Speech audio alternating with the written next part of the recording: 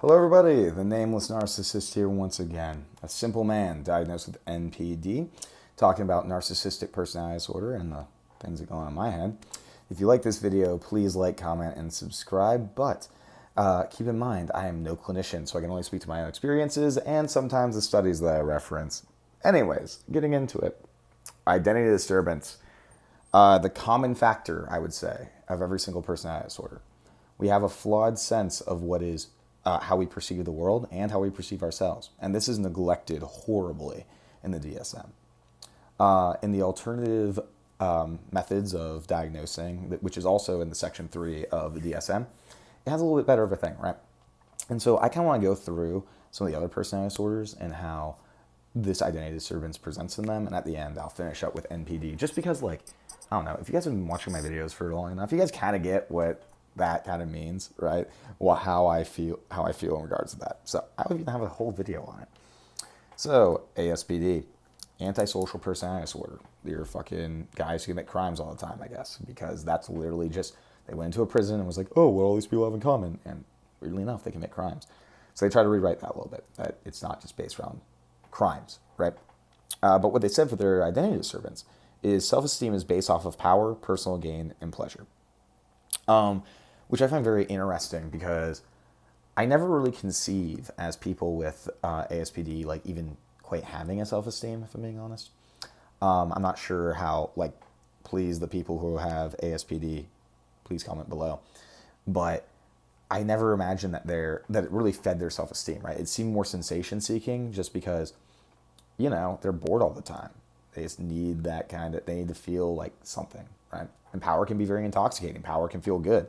Obviously, personal gain and pleasure, those just feel good, right? They just want resources in that way. I feel like it may have been mislabeling to say the self-esteem is based off of that, but I could be wrong, so feel free to tell me. Avoidant personality disorder.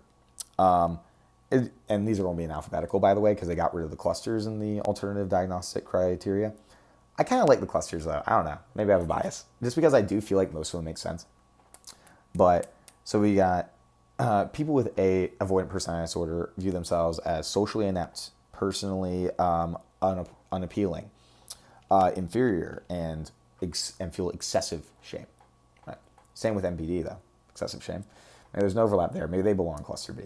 I find this very interesting, though, because you can kind of see the overlap with vulnerable narcissistic traits here. I can see how I probably resembled avoidant personality. In fact, I did. I resembled avoidant personality disorder a lot before I kind of formed my grandiose shell. I was shoved in my basement most of the time. I didn't have people over. I thought everybody hated me, stuff like that. So hey, who knows? Maybe avoidant personality disorder is just narcissism light.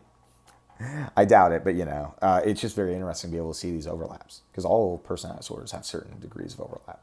Again, I even heard that 90% of personality disorders have significant levels of feeling empty.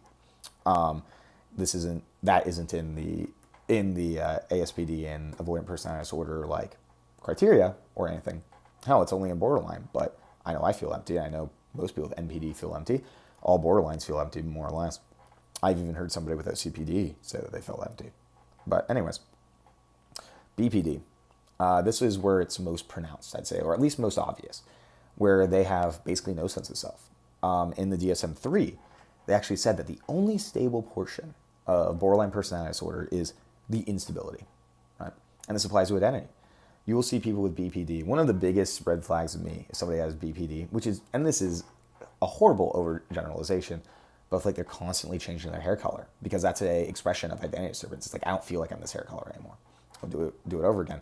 Constantly changing their clothes, how their room looks, anything that can be extension, or sometimes even lovers.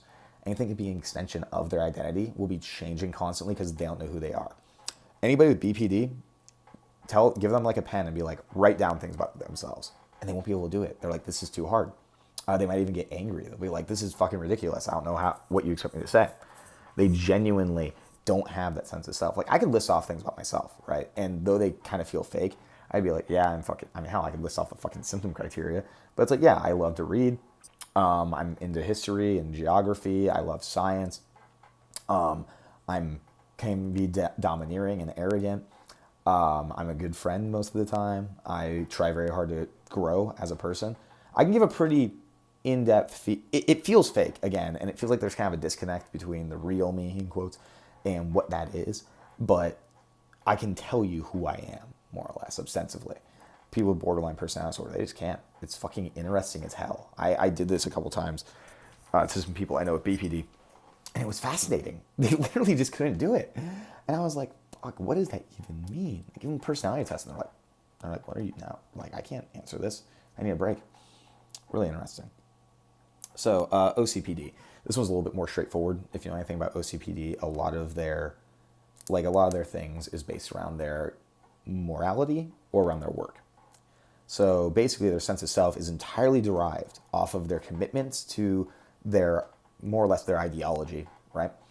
And more, or on the other hand, more or less tied to like their work. It's like I am only as worthwhile as my work, as like my work is, right? Like I knew somebody once who like had some, I wouldn't diagnose them, but they had some traits, right? And this person, I disagreed with them on one of their ideologies once, and they literally hit me. I was like, what the fuck? Like, why can't I have a dissenting opinion here? A very rigid morality in those types of people. It's kind of annoying, if I'm being honest. Because me, I'm just trying to impress people. Like, I don't give a fuck about like literally anything when it comes to politics or ideals. I'm always basically like, oh, this will get me praise. You know what I mean? And I'm going to sum up cluster A just in one big thing here. Excluding paranoid personality disorder, I don't know how the fuck that manifests. Basically, this one's really interesting to me because with schizoids and schizotypals, and if I can't remember your name, I don't know how to pronounce it, Henzog or whatever. My schizotypal dude, he's great. Everybody check out his channel. And also, thank you for becoming a member, by the way, dude. And I can't even pronounce your name. I'm such an ass. I'm sorry. It's spelled weird, okay? I can't pronounce anything. But a lot of people with schizoid personality disorder, including one of my friends who has some traits, and most schizotypal people I hear about, they feel like aliens, is how they describe it. They feel like outsiders looking in at a society, which I can kind of relate to, but not to the extent that they say it. Like, again, they view themselves as aliens, which I'm like, what the fuck does that mean? I should have asked somebody before I made this video about like really getting into that, just what it means to be an outsider, to be somebody looking into a society. It's very interesting, very interesting. Now, I guess I'll wrap this up with NPD, obviously, since I guess that is what this channel is about. My identity disturbance is pretty intense. I feel like the feelings of emptiness is tied to the identity disturbance, right? Because it's like ostensibly I'm not empty, right? I got organs and shit in there. And this has also come with BPD, obviously. But that emptiness, I feel like, is a part of the identity disturbance aspect. For me, it like comes off as like, I feel like a shell. And that like, and I know that I need others to define me and shit. I'm constantly looking at them being like, please tell me what I am. Because I need that. I need people to tell me like what I am, because otherwise I don't feel real. Most of the time I don't feel real. I always feel like everything I do is fake and a lie. Like, and I think that's why sex bothers me so much sometimes, is because like, it feels like people are trying to get closer to somebody who's just like not there. You just can't connect to anybody. Maybe the like not being able to connect to anybody is a identity disturbance thing too. Or it's an empathy thing, one of those. And like, I just don't even feel like a real person. I feel like just, again, like I've said this in other videos, but I died as a child, and all that's left is just these scraps of like what I've stolen from other people over the years. And like every time I like accomplish anything, it just feels like I didn't even earn it. It feels like I lied to everybody, and like I don't actually deserve what I fucking accomplished, but I can't show anybody that.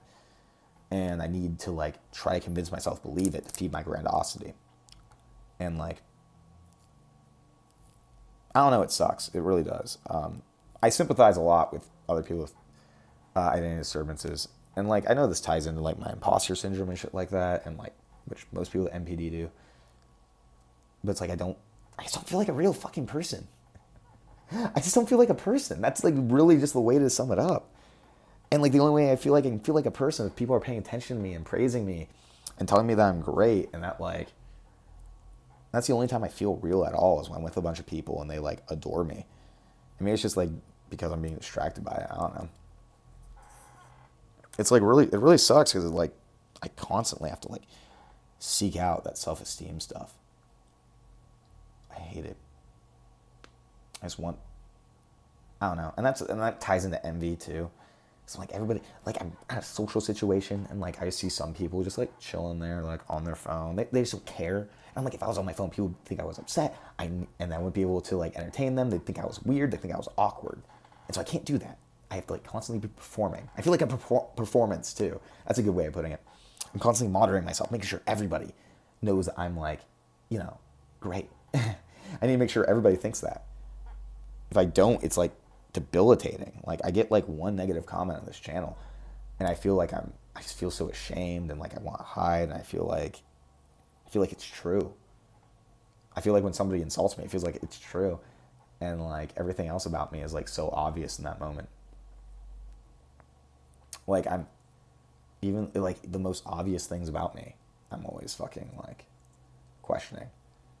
Like I'm like, am I actually helping people with my channel, or am I just convincing myself of that and I'm actually doing a really bad thing? Or like, am I really intelligent, or am I just convincing myself that I am? Am I really attractive, or am I just convincing myself that I am? It's constant.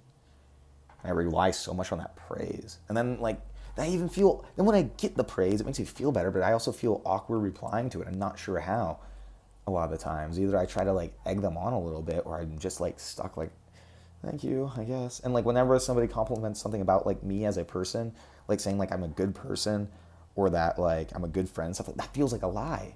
It feels like either I'm lying to them or they're lying to me. It feels like nobody can really know me because there's no real me to know. I don't know. I know that doesn't make sense to a lot of people. I hope my fellow NPDs can relate. I feel like you guys can based on the other things I've said and shit like that, but yeah, it sucks. And identity is a huge part of personality disorders in my mind. I think that's the best way that you fucking can know about this disorder is everything I do feels fake, like a lie. Maybe that's just like a self-aware thing. I don't know. Anyways, thank you all for watching.